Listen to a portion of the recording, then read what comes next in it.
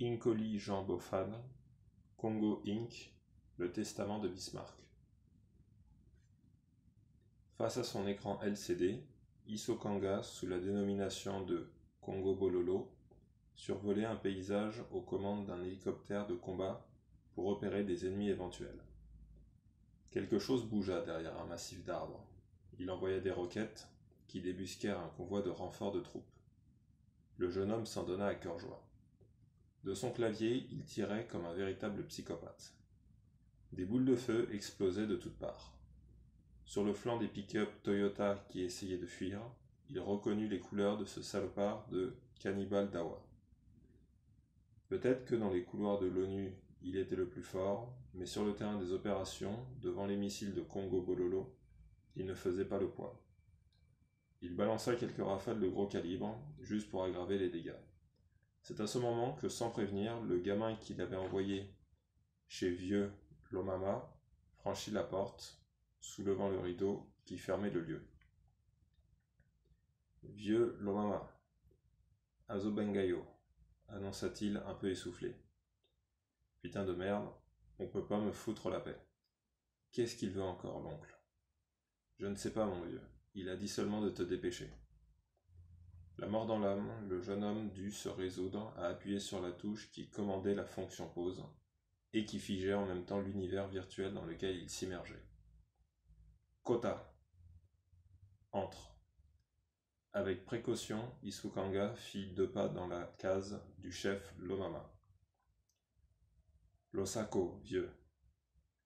Salutations Mongo, dont la réponse est un adage personnel. Elaka Nzakomba. Ici, la réponse est « Tout dépend de Dieu ». Mon fils, j'ai à te parler. Moi, ton oncle, ici présent, je suis attristé. Quand j'y pense, que n'avons-nous pas fait pour le fils de ma sœur, depuis que celle-ci s'est mise en tête de parcourir le pays et de faire du commerce? N'avons-nous pas déployé le zèle nécessaire à ton éducation? Si, mon oncle. Isukanga connaissait la litanie. Il en avait l'habitude. Le plus important allait venir. N'avons-nous pas accompli tout ce qui était dans nos possibilités pour pourvoir à ton bien-être? Si, mon oncle. Avons-nous déjà exigé des merci pour quoi que ce soit? Non, mon oncle. Alors pourquoi, mon fils, tu abandonnes la coutume? Mais, mon oncle, tais-toi. Plus de 25 ans, et où es-tu? Tu me fais honte. D'abord, tu as débarqué un jour, avec des appareils aux oreilles, comme un docteur. On ne pouvait plus te parler. Tu étais indifférent à tout. Tu écoutais quoi? La voix des anciens ne te suffisait-elle pas? Quand la chose a cassé, on a eu droit à ce fumeur de chambre que tu exposes sur ton t-shirt du matin au soir, ajouta le vieux, pointant Snoop Dogg. C'est un porte-parole, mon oncle. Tais-toi, je ne veux pas savoir. Et maintenant, tu passes des heures enfermé seul dans ta case, plusieurs fois par semaine, à regarder des ombres sur un écran. Que crois-tu apprendre avec toutes ces choses que tu appelles modernes? Ceux qui parlent de modernité veulent nous éliminer, Isukanga. Mon fils, écoute-moi bien. Matoi elekaka, motote. Proverbe signifiant les oreilles ne sont jamais plus importantes que la tête. Regarde cette tour de métal qu'ils ont placée dans la forêt. Elle nous tuera tous, un jour. Pendant ce temps, toi, tu fais quoi? Tu y prends plaisir et tu te trouves en plus une machine pour communiquer avec cette diablerie. Ces choses sont mauvaises, crois-moi. Moi, ton oncle. Et puis, mon fils, je t'en conjure, arrête de dire ce mot, putain. À tout moment, arrête. Tu scandalises les ancêtres. Respecte-nous. Et ce pantalon que tu portes. Pourquoi le porter de cette façon déshonorante? Un Ekonda peut se promener presque nu, mais il prend soin de dissimuler ses fesses devant les gens. Tu oublies d'où on vient. Sans la coutume, crois-tu que cette forêt qui te nourrit existerait encore? Et nous? Crois-tu que nous serions encore là, à craindre pour notre avenir? Et l'avenir, c'est toi, Isukanga. Souviens-toi que bientôt, tu devras revêtir les habits de chef. Le vieux continua à déverser des torrents de paroles du même acabit. Isukanga se montra patient et écouta jusqu'au bout, mais il ne comptait pas accorder grande importance aux jérémiades du vieil homme dépassé. Dans un premier temps, il allait reprendre le jeu là où il l'avait laissé, se débarrasser une fois pour toutes de cet intrigant de cannibale d'Awa. Le jeune Ekonda avait encore besoin de pas mal de points pour se mettre à l'abri. La trousse de secours, contenant les armes furtives qu'il avait réussi à accumuler tout au long des sessions de jeu, ne suffisait pas. Ses adversaires étaient redoutables. Il ne savait pas ce que manigançait ce rapace d'American Digger, Skull and Bones, Uranium et Sécurité, Goldberg and Girl Atomic Project, tous l'attendaient au tournant. Il le savait. Mais Congo Bololo n'avait pas dit son dernier mot. Il allait les pulvériser un à un, méthodiquement. Après cela, il allait réfléchir aux choses mises en place pour partir à Kinshasa. Là où, au moins, on parlait de réseau et d'absence de réseau, de clés USB, d'interfaces compatibles. Là où, au moins, les ombres virtuelles ne faisaient pas peur aux vieillards frileux et rétrogrades qui pouvaient empêcher un jeune homme sérieux d'avancer dans la vie comme il se doit. En rentrant chez lui, Isukanga estimait s'en être tiré à bon compte, mais était contrarié. À l'heure qu'il est, je devrais être en train de balayer Hiroshima Naga du jeu. Heureusement, je ne me suis pas laissé distraire. Avec Raging Trade, vaut mieux garder la tête froide. Des compensations, Isukanga n'en avait pas beaucoup au village. Mais depuis 3 mois, il en avait une de taille. C'était l'antenne relais qu'avait installée la société China Network dans les parages. L'hélicoptère qui avait planté le pylône avait fait un vacarme de tous les diables, mais le jeune homme, Ekanda, ne s'était pas plaint. Les singes un peu, mais lui avait été ravi que ces arbres qui croient dominer tout et tous se fassent ébouriffer la chevelure par plus fort qu'eux. Évidemment, depuis l'avènement de la technologie dans le coin, des esprits retardataires s'étaient répandus en invectives contre l'antenne. Elle va attirer la malédiction sur nous. Les ancêtres vont nous tourner le dos, affirmaient les uns. Nos femmes ne pourront plus mettre au monde, affabulaient les autres. Nous allons tous devenir impuissants, déliraient les plus pessimistes. Les chenilles, d'ailleurs, ont fui, ajoutaient ceux qui se croyaient malins. Pour Isukanga, c'était la preuve flagrante que les maudites bestioles n'avaient pas plus de jugeote que les membres de son clan, car il avait en effet dû parcourir des kilomètres pour en trouver, ce qui n'était pas le cas auparavant. Fallait voir les officiels de la localité, entourés des gens importants de Kinshasa, le jour de l'inauguration de la tour. Le jeune Ekonda s'en souvenait encore avec émotion.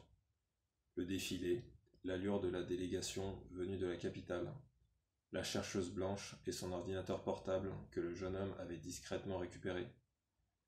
C'est sûr, sans cet appareil, Isukanga aurait pété les plombs depuis longtemps. Il avait d'abord dû apprendre à le manier, ensuite trouver près du village un endroit pour pouvoir recharger la batterie régulièrement. Heureusement que son ami Boale, gérant des établissements Ekangakutu, était là. Les jeunes gens s'étaient connus lors de leurs études à Wafanya. Le premier jour du lycée, alors que ses condisciples du haut de leur taille observaient Isukanga avec un sourire ironique, Boale avait été le premier à venir le saluer, et tout naturellement, ils s'étaient liés d'une amitié qui dura encore. Aujourd'hui, il ne pouvait plus se passer de l'ordinateur, et le jeu en ligne Raging Trade était devenu sa raison de vivre.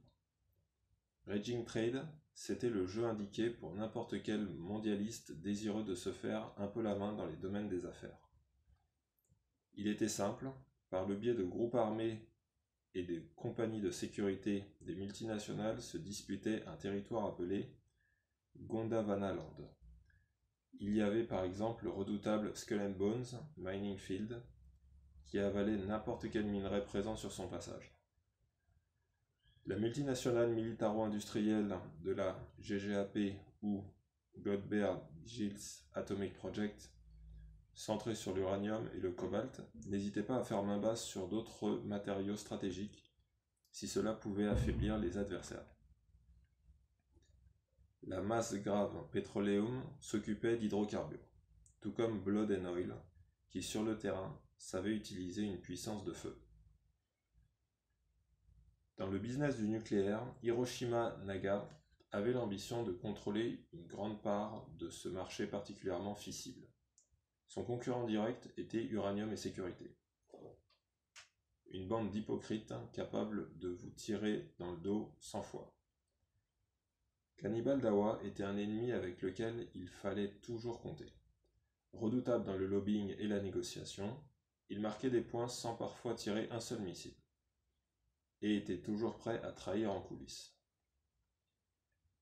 Dans cet environnement hostile, American Diggers était parvenu à se faire détester par pas mal de joueurs dans le monde. Sans foi ni loi, il avait pu au fil des jours, accumuler des bonus. On se demandait comment. Dans cet univers virtuel, Isukanga incarnait Congo Bololo. Il convoitait tout, minerais, pétrole, eau, terre, tout était bon à prendre. C'était un raider Isukanga, un vorace. Parce que le jeu l'exigeait. C'était manger ou se faire manger. Mais l'enjeu essentiel restait l'exploitation des ressources minières. Pour cela, dans la vraie vie, il fallait d'abord prospecter. Ensuite, obtenir des licences auprès des gouvernements, s'acquitter de taxes, payer de la main-d'œuvre, construire des infrastructures. Le jeu faisait fi de tout cela. Pour atteindre ses objectifs, il préconisait la guerre et tous ses corollaires. Bombardement intensif, nettoyage ethnique, déplacement de population, esclavage. Comme dans tout jeu qui se respecte, il y avait des bonus. On pouvait bien entendu acquérir des armes, mais aussi des alliés étrangers. Des points au Stock Exchange, une trousse de secours, incluant des traités de paix pour endormir l'ONU, parce que là aussi, comme dans l'existence réelle, on ne pouvait bien mener une guerre qu'abritée par des résolutions de l'organisation internationale, des conférences pour gagner du temps, des photos satellites, un kit de djihadistes philosophes en cas de nécessité, et pour préserver le moral des troupes, des esclaves sexuels en nombre.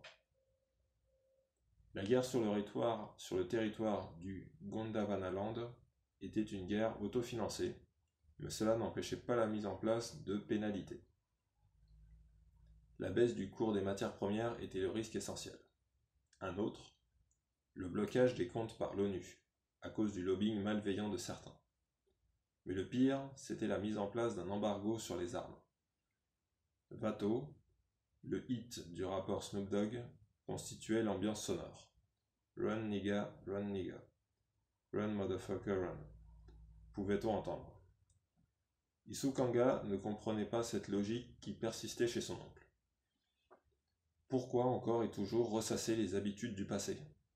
C'est à cause de gens comme Vieux Lomama que nous, les Ekonda, sommes discrédités dans le pays. Que partout nous sommes appelés pygmées depuis toujours. Les Français ne parlent-ils pas de pygmées idéologiques pour désigner un individu manquant singulièrement de vision? Les Mongols, des frères pourtant, n'ajoutaient-ils pas à la fin de la seconde syllabe du mot mochwa une sorte de note de mépris décelable par n'importe qui?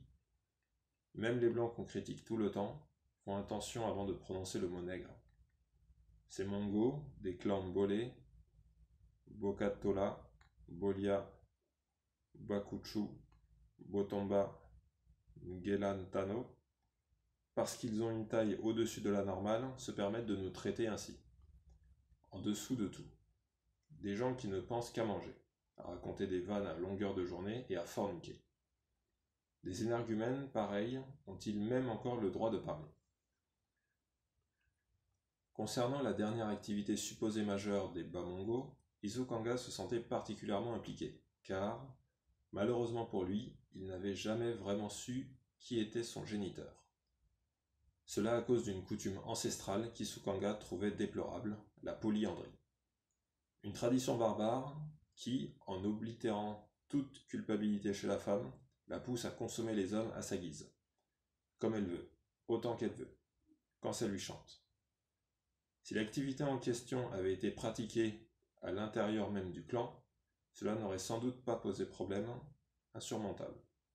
Mais à cause du goût prononcé de la maman du jeune Ekanda pour les hommes de plus d'1,75 m, et à force de rencontres musclées, ce qui devait arriver était arrivé. Elle s'était retrouvée enceinte du père inconnu, et avait mis au monde Isukanga, qui devait bien avoir 10 cm de plus que le plus grand des Ekonda. Cette différence marquante pesait, comme une véritable tare pour le jeune homme. Talaye Molai, Lokala Sokinini. Voilà la semence à laquelle il avait été condamné, durant toute son enfance et même par la suite. Constamment, on lui rappelait qu'il n'était qu'un demi-Ekonda, qu'il n'était en somme que le demi-pygmée qu'on montre du doigt. Tout cela influa négativement sur son caractère, sur sa confiance en l'autre et en lui-même, et l'empêcha de se situer dans la nation Mongo, et en général, et dans le clan Ekonda en particulier. La position aurait pu le gêner davantage, mais quelque part, cela l'obligeait à rechercher sa véritable place. D'autant que politiquement, socialement et surtout physiquement, il en occupait déjà très peu, son importance sur l'échiquier humain étant quasi nulle. Quand on utilise des bits pour communiquer, qu'importe qu'on parle pygmée, lapon ou japonais. Représenter un poids financier et séduire toutes les femmes? À quoi bon, quand il suffit de capter grâce au Wi-Fi une connexion qui passe et goûter aux mêmes vibrations que n'importe qui sur exactement les mêmes sites de réflexion. Être grand, ne pas l'être, qui s'en soucie, quand seul le nombre de gigas est pris en compte. La matérialité est devenue totalement obsolète. Dans l'univers globalisé du monde virtuel, même le ciel ne constitue plus une limite. Et de la hauteur à laquelle Isukanga contemplait l'univers, cela lui convenait parfaitement. Sa position lui assurait un recul supplémentaire.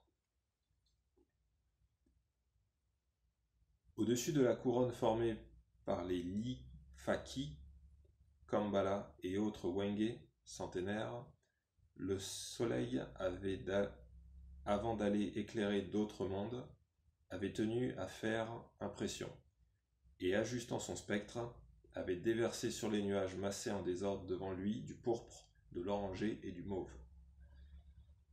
Plus bas, sur un fond de ténèbres, un halo bleu turquoise s'étirait au loin. Des cases, on ne voyait plus que les contours. De part et d'autre de la route, en terre rouge, qui menait à Wafania, elles se succédaient par groupes agglomérés, sombres, formant le village d'Ekanga, où vivaient les Batois. Des feux avaient été allumés en prévision de la nuit, et les volutes de fumée se poursuivaient et s'enlaçaient les unes les autres. Les ombres accentuées rendaient les mouvements des hommes et des femmes déliés. Tout autour, lorsque l'obscurité serait complète, la masse colossale majestueuse de la forêt paraîtrait bientôt se rapprocher, et serait aussitôt perçue comme un carcan irrépressible et dangereux pour les uns, comme une mère protectrice et aimante pour les autres. Ce serait selon cela ne se commanderait pas. Bolangwa, Bolangwa, poussez-vous de là. Isukanga et Boile étaient bien obligés de se bouger. L'offensive à la matraque du policier vêtu du bleu avait créé comme une houle dans la foule sur l'avenue principale de Wafania. Pour l'inauguration du pylône des télécommunications, une tribune d'honneur construite de branches de palmiers avait été érigée en son centre. Dans l'édifice, les notables étaient installés. Le commissaire de district et son épouse assises au milieu. Sur la gauche, le chef de la police, le capitaine Nawej, puis Bose Kota Ekumbo, l'un des hommes les plus influents de la sous-région, enfin des fonctionnaires jusqu'au deuxième rang. Sur le flanc droit de la première rangée se tenaient les invités venus de Kinshasa.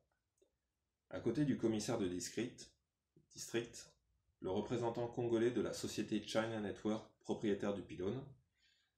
Ensuite, Ikele Ngulu, mandatée par une fondation consacrée au développement. Enfin, une femme blanche, l'attention focalisée par l'écran d'un ordinateur. Après venait un kidam de haut rang, suivi en bout de rangée d'un homme de type asiatique. Isukanga reconnaissait facilement les gens venus de Kinshasa à leur regard masqué par des lunettes de soleil. Le jeune Ekonda appréciait l'allure énigmatique qu'elle leur conférait. On aurait pu croire qu'il ne venait pas de la capitale, mais de bien plus loin encore. Peut-être d'une autre planète. Tout était différent chez eux. Alors que les notables de Wafania s'entêtaient continuellement à s'éponger le front et à faire tourner leurs mouchoirs comme des chasse-mouches, les Quinois, eux, malgré le costume et la cravate serrée, restaient enfoncés dans leurs fauteuils impassibles sous la chaleur intense, bougeant peu, comme si le conditionnement d'air était devenu l'une des options de leur organisme. Isukanga se délectait du spectacle. C'était pour lui une leçon de savoir-vivre. Et puis ce n'était pas tous les jours qu'un événement de la sorte se déroulait. Il voulait recueillir toutes les informations nécessaires à son avenir quinois. Et tant pis si cela faisait plus d'1 heure qu'on attendait sous un soleil de plomb. Tout avait été bien séparé pourtant. Dès le matin, la rue principale avait été envahie par une population habillée comme pour aller à l'église, dans des couleurs qui avaient été chamarrées jadis. Malgré le dénuement presque total, les visages étaient radieux et brillaient de l'huile de palme dont chacun avait enduit son épiderme le matin. À un moment, 2 4x4 avaient surgi au pied de la tribune occupée par les décideurs de Wafania. Les 6 policiers locaux, sanglés dans leur uniforme, les mains gantées de blanc, se tenaient dans un garde-à-vous impeccable. Leur sergent-chef s'était précipité pour ouvrir la portière aux dignitaires. Puis avait immédiatement retenti un har d'avou, martial suivi d'un fixe, retentissant. L'air s'était tout à coup figé. Les arbres eux-mêmes avaient opté pour l'expectative. Un à un, les êtres venus de Kinshasa étaient sortis du véhicule. Derrière leurs verres fumés, ils semblaient ne rien voir, comme s'ils n'en avaient pas besoin, possédant des moyens de perception différents. Ils marchaient au ralenti. La pesanteur semblait ne pas avoir de prise sur eux, tant leur gestuelle était sûre. Isukanga appréciait en hochant la tête doucement. Pas très longtemps, parce que aussitôt, un ordre guttural avait encore jailli de la poitrine du sous-officier. Tout le monde s'était mis debout et le clairon avait sonné l'hymne national. Après la dernière note du cuivre, après un conciliant repos venu du sergent-chef, la population debout dans la canicule eut droit à une succession de discours interminables sur la modernité en tant que fer de lance du développement. Succédant à tout cela, les tambours au loin annoncèrent enfin ce que tout le monde attendait depuis longtemps, le défilé inaugural. À sa tête, les 6 policiers, fusil AK à l'épaule, en cadence, le regard sévère, faisaient une démonstration de force au pas de loi. Juste derrière eux, les 4 membres de la Croix-Rouge locale marchaient, fiers dans leur uniforme de secours. Ensuite venaient les associations et leurs banderoles. Le groupement des planteurs de café de la sous-région de Chuapa, l'association des mamans maraîchères, l'amicale des vélos-taxis, le groupe de défense de dialecte Mpenge et bien d'autres encore. Le passage des filles de l'Institut de formation d'infirmières dans leurs blouses blanches et moulantes fit l'unanimité. Puis défilèrent les centaines d'enfants des écoles aux alentours, en bleu et blanc, précédés des tambours en peau de chèvre qu'ils avaient confectionnés pour rythmer de façon puissante cette manifestation d'un genre auquel Isukanga n'avait pas assisté depuis qu'il ne savait même plus quand. Pour passer le temps, il avait laissé son regard parcourir les invités, et parmi eux, la femme blanche avait particulièrement attiré son attention. « Voilée, regarde cette femme. Elle est en contact direct avec le monde, et même avec l'univers si elle veut. Regarde, elle écoute tout. Tu as vu ce qui sort de ses oreilles? On dirait des moustaches de Ngolo. Vois, grâce à la fenêtre devant elle, elle est au courant de tout. C'est ça l'avenir. Et moi je suis condamné à rester ici et à écouter un oncle Lomama qui n'arrête pas de geindre et de me pourrir la vie? Quand c'est pas lui, je dois me farcir la compagnie des cercopithèques dans la forêt. C'est des perspectives de vie, ça? Je suis un mondialiste, qui aspire à devenir mondialisateur, Boilet. Toi, tu sais, non? Moi, je sais bien ici. Je suis bien ici. Je ne quitterai jamais le village. Pourtant, tu m'as parlé de ton oncle Hakim. Il t'a invité à le rejoindre là-bas et tu refuses. Tu es inconscient. Boilet, tu risques de passer complètement à côté du XXIe siècle. Il faut bien qu'il reste du monde au village, ne fût-ce que pour gérer sa succursale à l'oncle. Et puis qu'est-ce que j'irai faire chez quelqu'un que je connais à peine? On ne s'est jamais vu, lui et moi. Il a toujours vécu loin de nous, loin de nos réalités. Il n'y a que son comptoir d'achat de café qui l'intéresse. Hé, Isso, regarde, elle vient. La femme blanche s'était levée et arrivait droit sur les deux compères.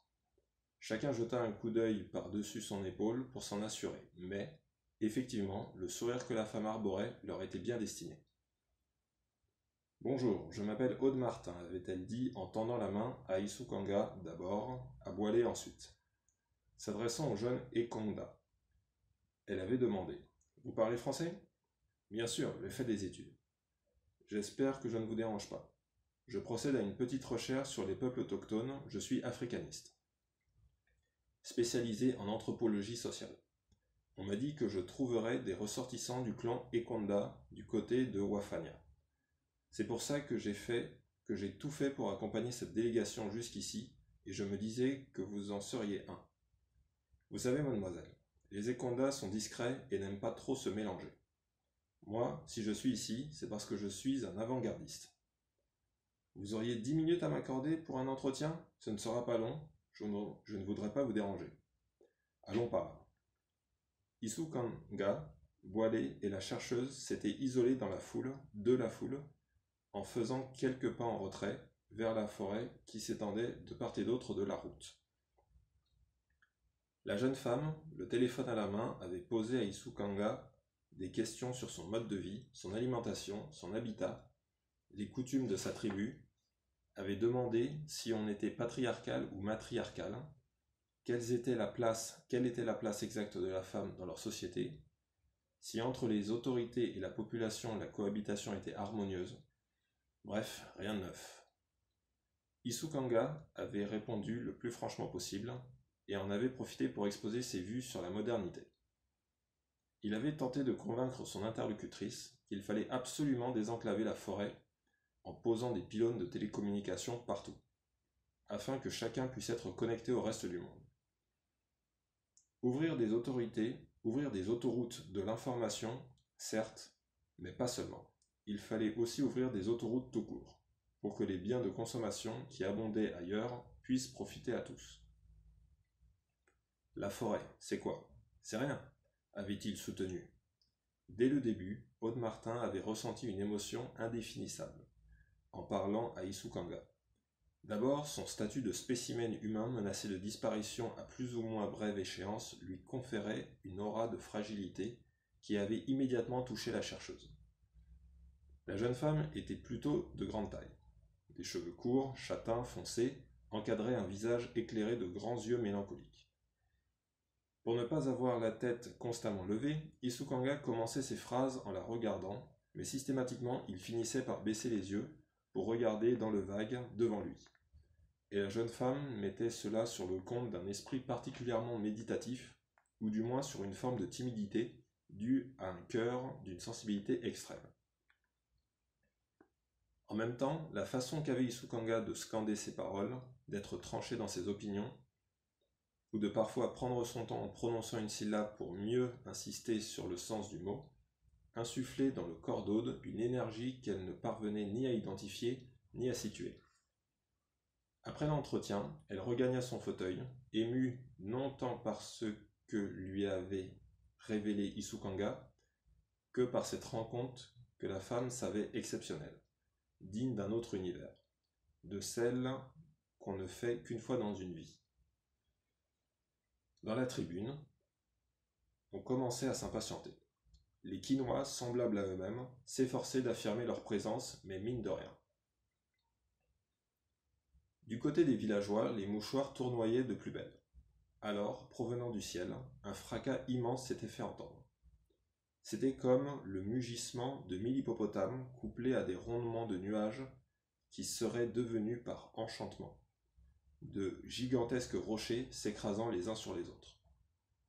Le sommet des arbres avait plié sous une bourrasque énorme et une forme oblongue s'était matérialisée, cachant jusqu'au soleil. Il s'agissait d'un Mi-26, hélicoptère de fabrication russe, qu'on ne pouvait acheter qu'avec le pilote ukrainien qui allait avec. Les êtres aux lunettes noires avaient tous levé la tête en même temps, comme s'ils avaient perçu un signal venant de leur monde. Isukanga lui aussi observait l'hélicoptère. Un filin y était arrimé, au bout duquel pendait une reproduction de ce qu'Isukanga connaissait pour être la tour Eiffel, mais en plus grand. Le pylône des télécommunications dont parlaient les anciens, depuis quelque temps, se balançait mollement dans les airs. Très haut, en vol stationnaire, l'appareil avait survolé un carré bétonné quelques semaines auparavant, sur ordre du commissaire de district. Et il avait commencé à descendre avec sa charge, à la façon des rapaces, en se laissant tomber comme une pierre, freinant la chute au dernier moment. On avait entendu dans la foule un cri de stupéfaction. Isukanga, qui ne s'était nullement laissé impressionner par la cascade, avait lu quelque part que les avions et les hélicoptères venus d'Ukraine fonctionnaient avec un mélange moitié kérosène, moitié vodka. En bas, juste sous l'engin, l'homme de type sino-asiatique faisait au pilote des signes des deux bras, concentrés comme un grand timonier. Chacun avait levé le nez, évaluant les risques de la périlleuse manœuvre d'approche. « Il faut remonter. Non, allez à droite. Surtout pas. À gauche. Viens. » Isukanga avait tiré Boilet par le t-shirt, fendant la multitude subjuguée. Il l'avait entraîné à l'arrière de la tribune, là où il n'y avait personne. « Attends-moi là. Surveille. » Isukanga avait écarté les fibres de palmier constituant la tribune et s'était frayé un passage. Progressant en rampant, il avait tendu le bras et mis la main sur l'étui contenant l'ordinateur d'Aude Martin, posé au sol, non loin de ses pieds. Leconda avait battu en retraite, silencieux dans la même position que précédemment, mais à reculons. « On dégage !»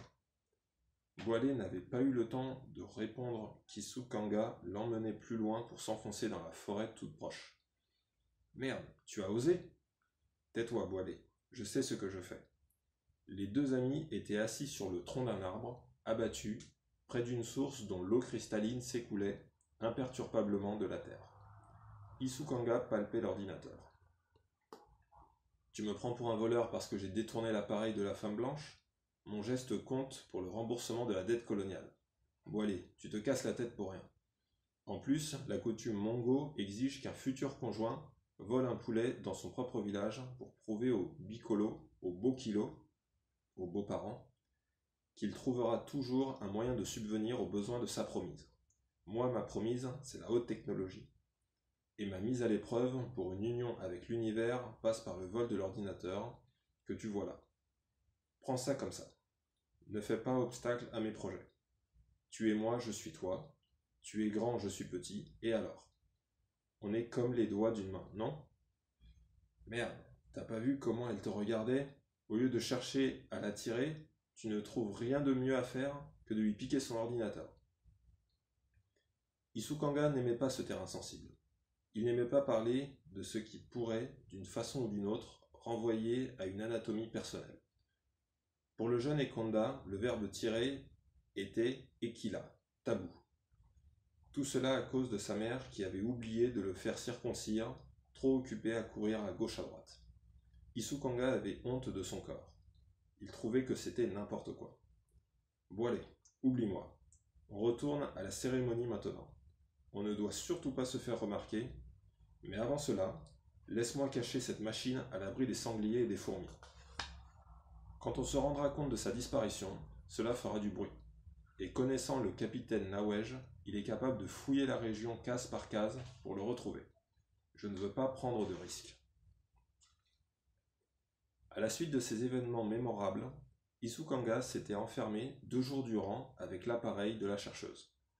Pour brancher la souris et les écouteurs, il avait connecté les câbles au trou qui correspondait.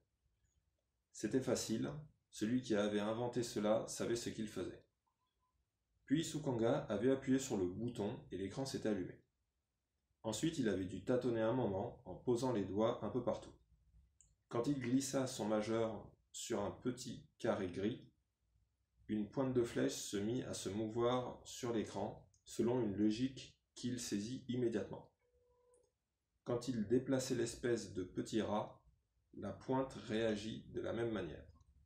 Il cliqua sur la tête du rongeur en plastique et une fenêtre s'ouvrit devant lui. Un sourire éclaira son visage, mais il se reprit très vite, car il fallait rester concentré. Après être passé par de multiples phases d'humeur, le jeune homme avait finalement réussi à écrire les lettres composant Congo RDC dans un long rectangle de marque Google. Il pressa encore le museau, la flèche pointant le mot image. Il y eut un déclic et le monde s'ouvrit à lui d'une façon qu'il n'aurait jamais imaginée, alors que son royaume n'était constitué que d'arbres. D'arbres et encore d'arbres. C'était pas une vie. C'était pas ça. Même pour le ressortissant d'un peuple qu'on disait premier, comme lui, Isukanga. Après ces 2 jours, en passant la porte des établissements, Ekangakutu, magasin ou officier boilé, Isukanga avait eu le pressentiment qu'il ne franchirait plus ce seuil encore longtemps. À cette idée, il avait rejeté les épaules en arrière et relevé le menton. Le portable pendu au bout d'un bras, un lourd sac de jute lestant l'autre.